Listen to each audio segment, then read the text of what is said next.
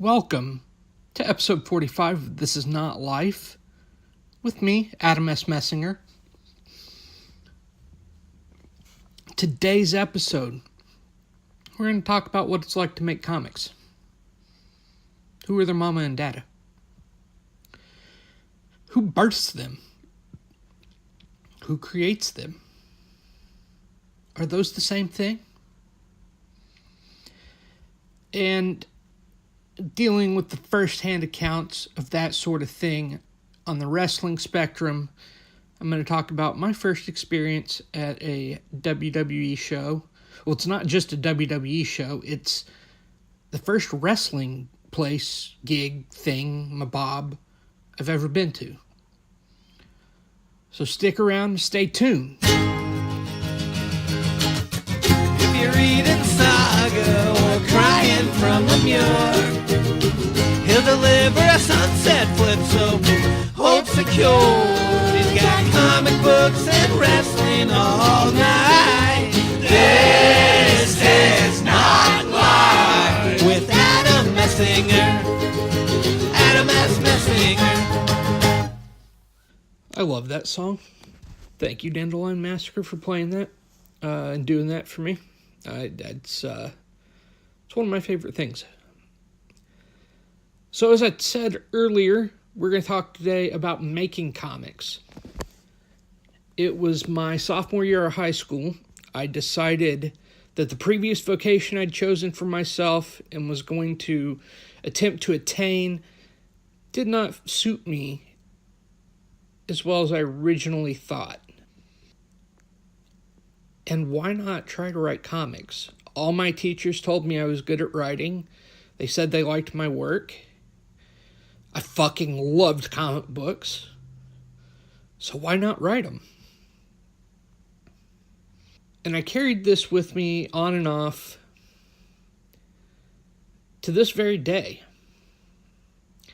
And I'll never forget sitting on that bench outside of the high school, just having that epiphany. And the high school portion of it was a weird journey because in my mind, I had this, it was almost like a set way to do things, an A plus B plus C equals whatever. Life doesn't work like that if you've ever lived it. It would be nice if that's how things went. But that's never how things go in life. But I didn't know that. I was in fucking high school. I wrote a script in my junior year of high school. It was an Ultimate X-Men script that was purely fan fiction. And I didn't even know what fan fiction was at the time. So I come up with that script. I had a friend of mine whose art I really enjoyed, and we were classmates, and he cracked me up because all he did was draw all day. My first introduction to him, he showed me this huge binder's worth of drawings. He was way into anime, so he copied that style pretty well. And honestly, I felt like he was a lot better than anybody else I knew who had done art. And I haven't talked to him in forever. I wonder if he's still doing art. I hope so. I should go talk to him. So, sidebar, as we get back on track. I was 17, and this is when I decided to write my first original script. My senior year of high school. Actually, I'd just gotten out of high school.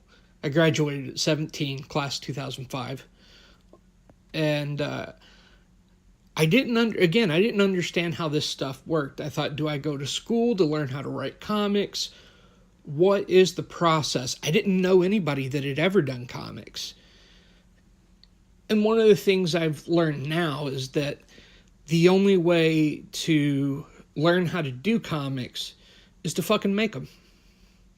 You make comics however you make them, and they just get done. You draw it, you put letters on it, you bind it, make copies of it, and you're good.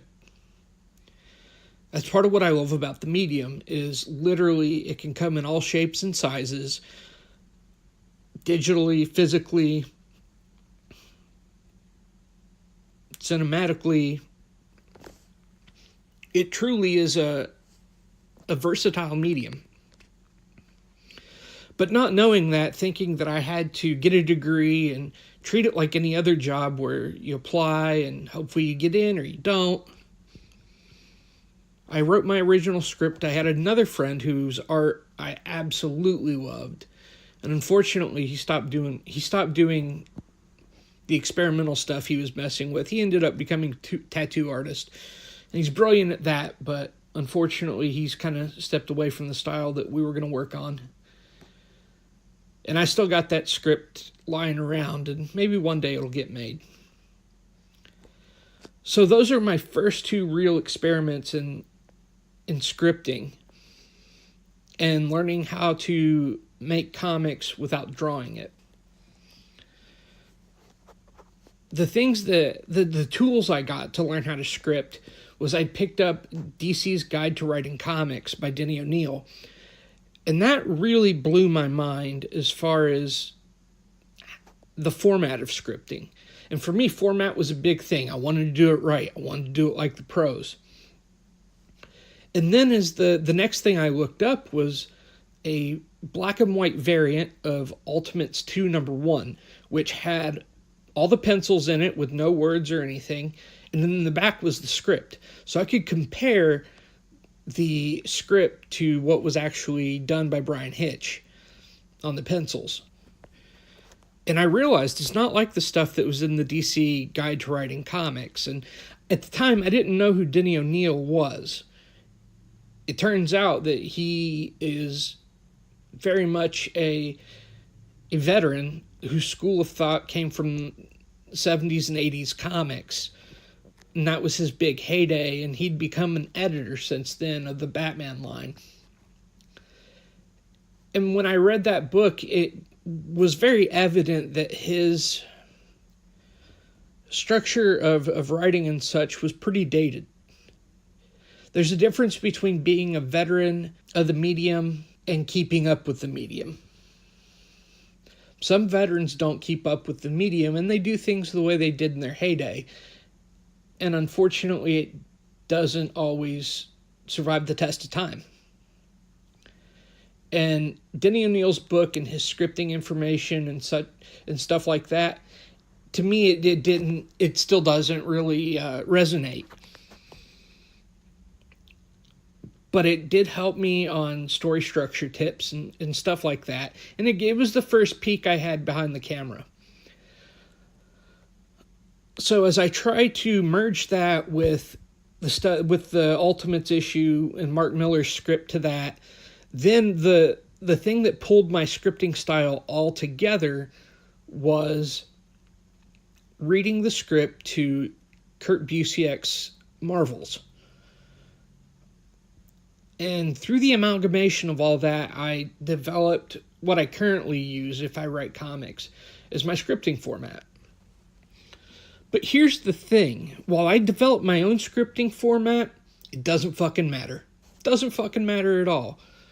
Because however you get to comics, that's how you fucking get to comics. That was the thing I didn't know. And the thing that I wish somebody had told me was just make a fucking comic.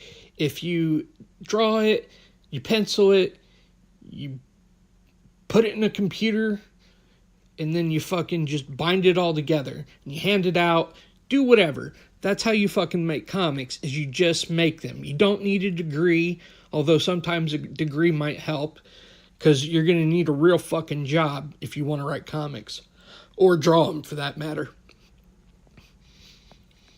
So you're going to need a real fucking job. But then you just make comics. And it's going to take time. It's going to be frustrating. And Jack Kirby was right. Comics will fucking break your heart if you were trying to get into the medium. But I digress. The big thing for me that really took the turning point into my first published work was a thing called Comic Space. It doesn't exist anymore, but at the time it was very much a way for comic creators to network. And I looked up in Stockton the, different people who had signed up for it, and there was an artist named Ramon Villalobos. And him and I, we met in 2007 at a Target, and he told me that he needed help doing dialogue for this book he was working on called Romero Muerte. And it was about this luchador it was like a luchador detective, and he was telling me it was reminiscent of the films in Mexico they made starring various luchadors. And it was a lot of fun. And the size he worked at, I believe, was really unique. And they had to, at the time, they couldn't scan it and make it something that worked. We were looking to be part of an anthology, and our story was too big for the anthology because he had a full issue's worth of stuff. And at the time, I looked at his stuff, and I was like, this guy's good, but he's not quite there. At that time, I was 19, and I can't believe I fucking had the balls to think that about somebody's work when I fucking wasn't anywhere. But the ignorance of youth. So, him and I start working together on this. I come up with all the dialogue for his comic, with this story that he'd written and drawn. And that was a lot of fun. And then, when we found out our story was too big, we decided to come up with something from whole cloth. He had developed 2 characters from the 50s. Well, they weren't from the 50s. They had a very 50s vibe. And he was like, hey, I just drew this. And from there, it kind of clicked. I said, this is Frank. And he told me, he said, the girl's name is Eleanor. I haven't figured out the guy. And I said, this is Frank. And I basically explained the story in the picture where they're fighting this robot. And that was the birth of Frank and Eleanor. While that picture wasn't in any of our official printed stuff, we very much took to the Marvel method on how to make that. We talked about our first issue, or our first story, which I believe was 10 pages, and what we wanted to do. And we lost our goddamn minds on that, and it was a lot of fun. Neither of us knew what we were doing. Ramon had penciled, inked, gray-toned, and lettered the entire thing. And I'd come up with dialogue for it, and then he did another dialogue pass. So it was this very intermeshed way of doing it. And it was I remember having a lot of fun with it. I can't imagine being the easiest to work with. At the time, I was unaware of my bipolar diagnosis, and I was very much running around unmedicated. Between that and just being a fucking idiot 19-year-old, I can only imagine being tough to deal with at the time, but we both were enthusiastic about what we did. To say Ramon was dedicated is quite an understatement. I don't know if he's married to this day. I don't think so. He's not married to a person. That motherfucker's married to art. If any of us had half the commitment to art as that guy does, the world would be a whole lot more productive, I'll tell you that. Throughout our friendship, every time I saw him, he was drawing. He'd come over to my house, hang out, draw. We would chat while he was drawing. We would go to Target and hang out there while and he would draw. Just being young teens. Not young teens. Old teens, I guess, since we were 19. Into our 20s. So from there, we got printed in an anthology called Psychotronic Comics Presents. I don't know if it's still available, but it was very much, it was printed by a place called Kablam, and they did print-on-demand stuff. And it was part of, I think, 3 stories. Ours was the 4th. And at the time, I just remember thinking, like, oh, ours is the only good one printed in here. And I feel like that was really shitty on my part to say, especially at that time, to really make those judgments when, who the fuck was I? At the time, I was like, I'm going to be the next Alan Moore. I'm going to be whatever. And I got really infatuated with the idea of being a comic writer, and what they meant to me is what I wanted to be. I wanted to be among those elite writers in my mind that were just telling amazing stories. And I wanted the legend without being willing to work for it.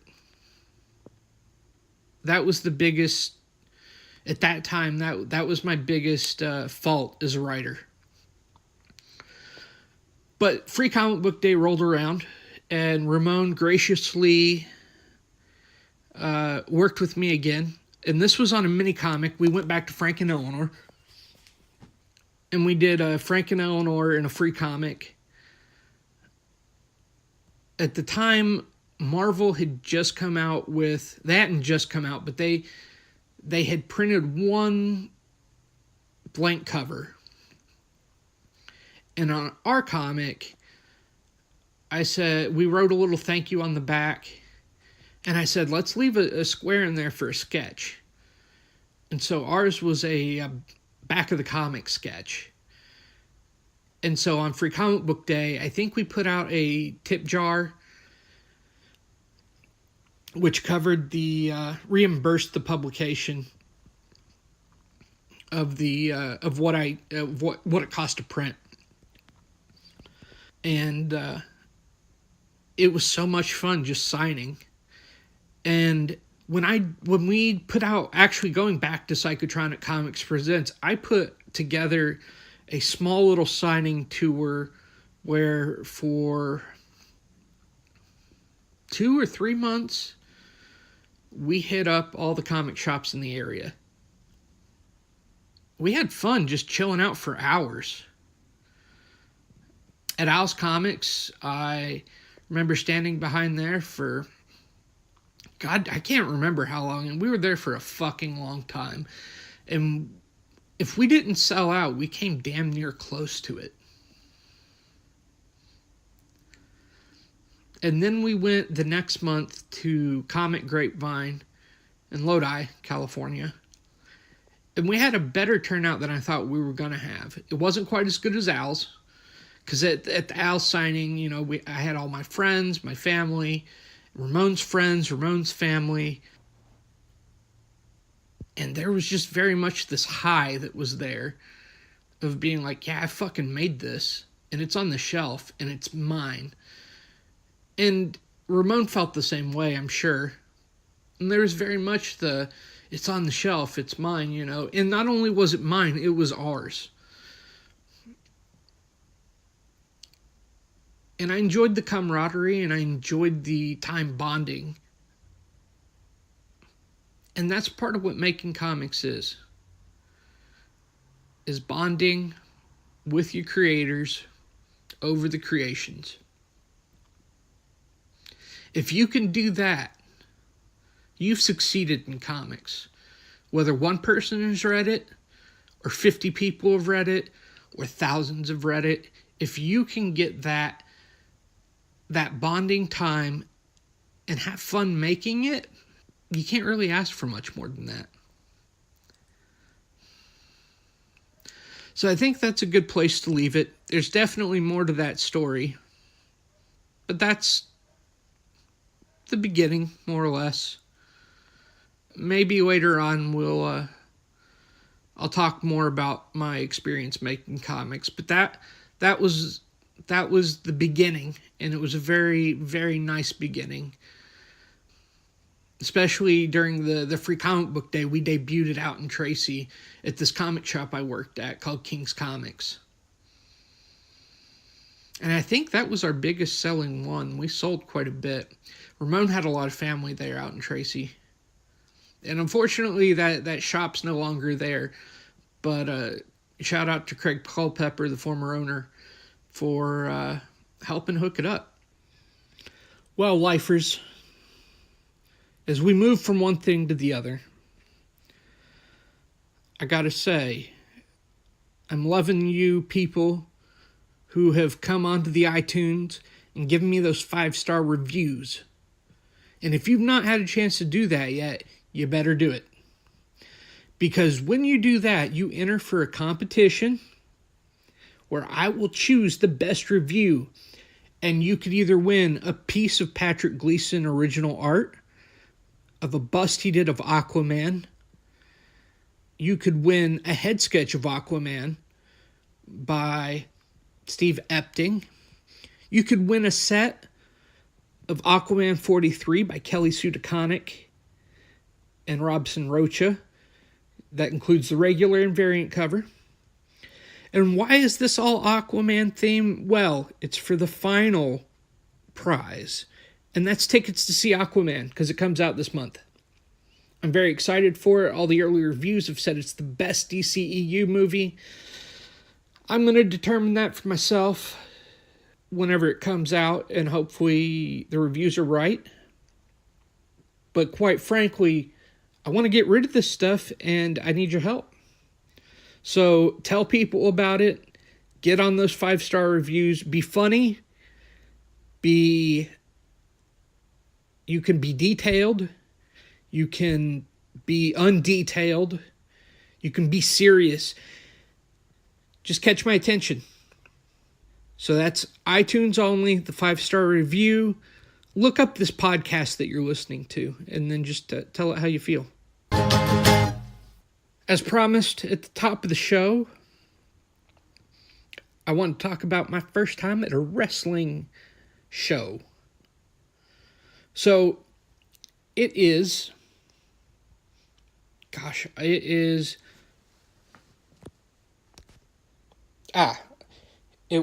October 8th, 2012. I had a friend of mine, Mike Miller, shout out to the founder of Stockton Con, the local convention here in town.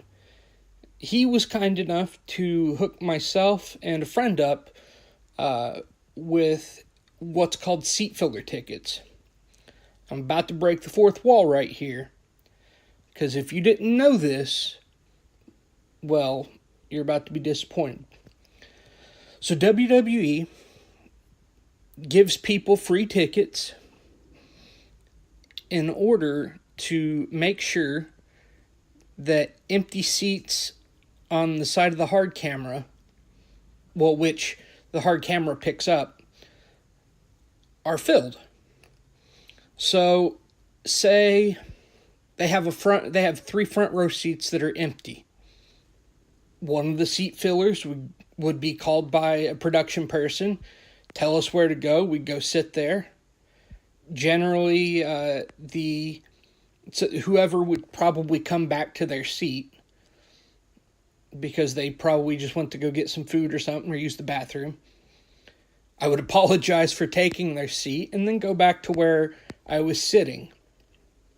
Or if there was a nearby seat that was definitely unused, I'd sit there. Or whoever would sit there.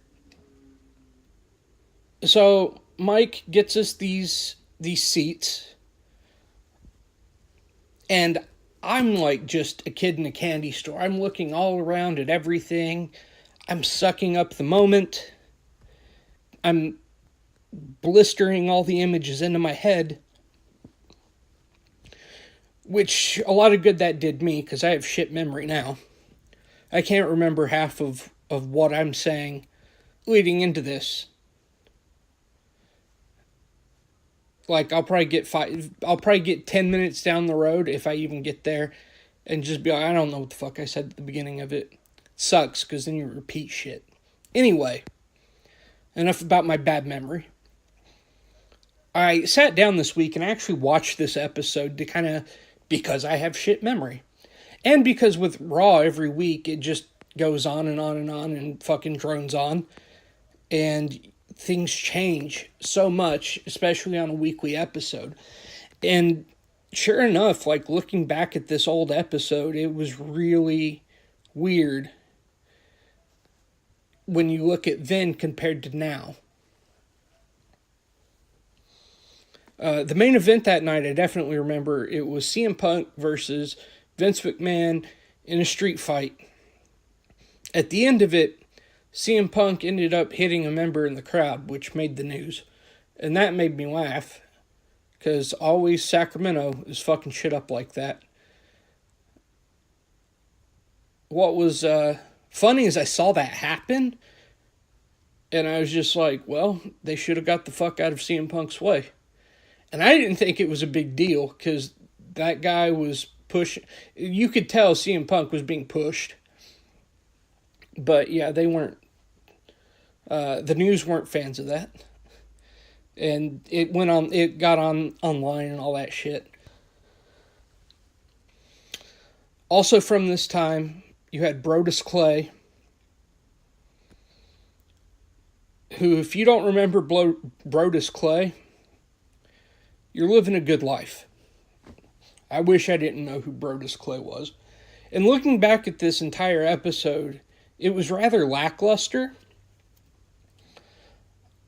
But what made it great was being there in person, seeing all the stuff live, seeing the matches, hearing the promos. It opens up with John Cena giving a recap promo.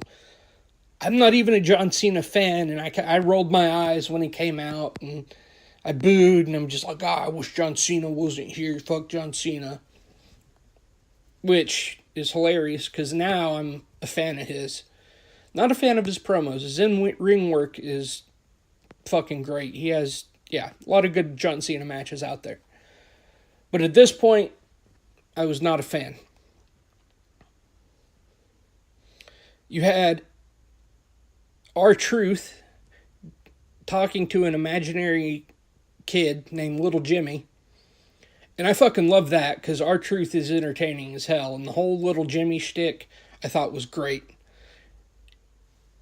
And I thought, oh man, this is hilarious, except Brodus Clay's involved. I got to see Team Hell No that night. They were the tag team champions, I believe. And, gosh, they faced Dolph Ziggler and Alberto Del Rio. And the one thing I noticed about this show is it was made up of a bunch of weird-ass tag teams at a time that they didn't really have a tag team division. There were like 3 or 4 tag team matches on the show. And like half of them were tag teams being paired against thrown together tag teams. You had Zack Ryder and Santino Marella facing Rhodes Scholars. You had, as I said, there was the Ziggler Del Rio team up against Team Hell No. The only real semi-tag team that they had, the tag team match that they had with 2 actual tag teams was Rey Mysterio and Sin Cara versus the Primetime Players. I was not a fan of the Primetime Players. And it's weird because I felt like a lot of the show had half of something I liked and half of something I didn't really care for. The one match on the show I really enjoyed just thoroughly was Sheamus versus Wade Barrett. They were kind of the workhorses at the time. And I really enjoyed that match a lot. We also saw, because Main Event, I believed, was taped before that, or Superstars, one of the two. And we got to see Xavier Woods. And I want to say it was probably within his first few matches for the company. And I was like, who's this Xavier Woods guy? And now I'd be fucking freaking out if Xavier Woods were in the arena that I got to see. I guess the point of this is, it's one thing to watch something on TV, and as I said, the show, as I watched it back, was not that great. But when I got to see it live, it was a lot of fun. everything was new. While there was stuff that I'd just kind of be like, I wish this was changed. Like, honestly, I wouldn't go back and change that experience for anything. I talked about it all the way home with my friend and Mike, and, you know, how cool I thought it was, and how much I dug, you know, the different aspects of it. I can't remember what the dark match was that night, but I remember we left, and I think I had Big Show involved, and that was the big reason. We were just like, we don't need to see Big Show wrestle. We can go do anything else, literally. And then after that, we went to Five Guys Burgers. And it was a good time. Maybe one day when WWE gets their shit together and stops fucking with Saudi Arabia and being a semi-shitty company in certain areas, it'll be worth going back and checking out. I'm going to be hitting up TLC this upcoming Sunday, the 16th. Is that this upcoming Sunday? Maybe next Sunday. I should probably look at the calendar. But I'll be hitting that up, and that'll be my last WWE event for a long while. I picked those tickets up before Crown Jewel happened. Do you have anything out there that was new? Was there an experience out there of something that you loved that really blew your fucking mind when you got to see it? Because if so, you should tweet me about it or post on Instagram, tag me. Because I definitely want to hear your experiences. I remember getting nachos there and paying way too much for way too little, but I didn't give a shit because I was sitting eating nachos watching wrestling. And it was weird not having the commentary, so weird. But I liked not knowing what was coming up next. I liked the actual in-ring work was fun to see from where I was sitting. Maybe your first was a whole lot more compelling than mine. And maybe, just like this story, you had to be there. Because nothing will truly replicate what that experience was like, except for the experience itself. So if there's something like that out there for you, I want to hear it. At Adam S. Messinger on all the social media. Hit me up there. I want to give a shout out to Junk in the Trunk Comics OG on Instagram. He has been a big supporter of the show so far. I appreciate the love. His Instagram is junkin, the letter N, _ the trunk, _ comics, COMIX OG. He's always running raffles on there. He's running really good deals on Silver Age books I've seen recently. If you're into the whole superhero scene, it's a great place to get back issues. Or the one I just entered, the raffle I entered, was for a Joker statue that looked awesome. And it was only $10 for like a $200 statue. Definitely worth checking out, and definitely worth picking up stuff from. I'd like to thank Dandelion Massacre, as I thanked them at the beginning. But go visit them, hear all the other music they do besides the theme song, dandelionmassacre.com. Dan Faughdner does our graphics. And Kevin Lane, thank you so much for editing, your flexibility. I'm blowing you kisses, because that's not weird. And I'll see you all next week. Go leave the iTunes reviews. 5 stars. Bye.